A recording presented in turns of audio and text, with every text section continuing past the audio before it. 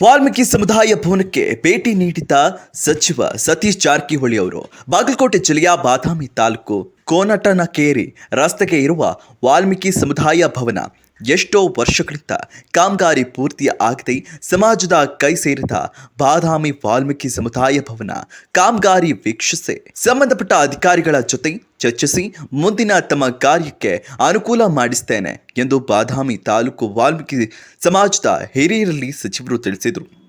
ಚುನಾವಣೆ ಬಗ್ಗೆ ಕಾಂಗ್ರೆಸ್ ಗೆಲುವಿನ ಬಗ್ಗೆ ಕಾಂಗ್ರೆಸ್ ಗೆಲ್ಲುವ ಮೂಲಕ ಜನರ ಪರವಾಗಿ ಸಾಬೀತಾಗಿದೆ. ಅಭಿವೃದ್ಧಿ ಪರ ಇದೆ ಅಂತ ಜನರು ಸಾಬೀತು ಮಾಡಿದ್ದಾರೆ. ಭಾಳಷ್ಟು ಪಕ್ಷ ಆರೋಪ ಮಾಡಿದ್ರು ಕೂಡ ಅದನ್ನು ಯಾವುದೇ ಗಮನಕ್ಕೆ ತರದೆ ಜನರ ಕಾಂಗ್ರೆಸ್ ಇದ್ದಾರೆ.